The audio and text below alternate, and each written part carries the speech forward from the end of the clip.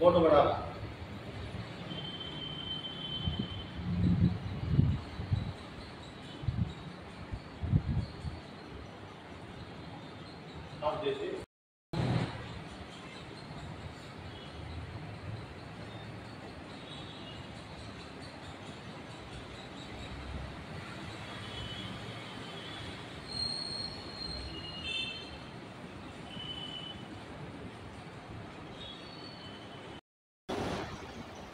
స్వచ్ఛ భారత్ కార్మికుల యూనియన్ సమావేశం స్థానిక ఓచ్మిన్ భవన్ యందు ఈరోజు నిర్వహించుకోవడం జరుగుతుంది.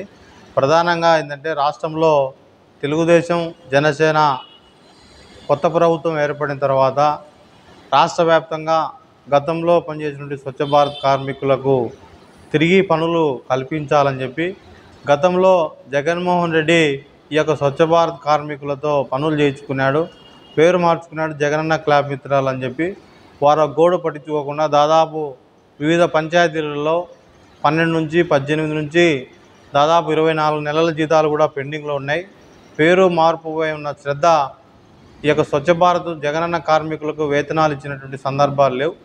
ఇప్పుడున్నటువంటి పరిస్థితుల్లో రాష్ట్రంలో జగన్మోహన్ రెడ్డి తర్వాత అధికారంలోకి వచ్చినటువంటి నారా చంద్రబాబు నాయుడు ప్రభుత్వం గతంలో 2019లోనే గతంలో స్వచ్ఛ భారత్ కార్మికులతో రిక్రూట్ చేసుకున్నాడు. తిరిగి అధికారంలోకి వచ్చిన తర్వాత ఇప్పుడున్న పరిస్థితుల్లో రాష్ట్ర వ్యాప్తంగా ఈ వర్షాకాలంలో గ్రామీణ ప్రాంతాలలో ఎక్కడ పడితే అక్కడ నీళ్లు నిలబడి పరిశుభ్రత లోపించి మలేరియా, డెంగ్యూ తదితర రోగాల బారిన పడేటువంటి ఉన్నది. కాబట్టి తక్షణం ఈ స్వచ్ఛ భారత్ కార్మికులతో పనులు చేయించేందుకు రాష్ట్ర ప్రభుత్వం ముందుకు రావాలని చెప్పి, అలాగే గతంలో జగన్మోహన్ రెడ్డి ప్రభుత్వం ఇచ్చినటువంటి జీవో నెంబర్ 548 ప్రకారం 10,000 రూపాయల వేతనాలు ఇవ్వాలని చెప్పి ఏఐటీయూసీగా స్వచ్ఛ భారత్ కార్మికుల యూనియన్గా మరి రాష్ట్ర ప్రభుత్వానికి విజ్ఞప్తి చేస్తున్నాం.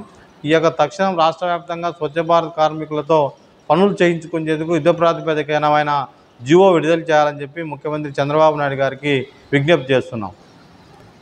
ఏంది 680 580 కాదు.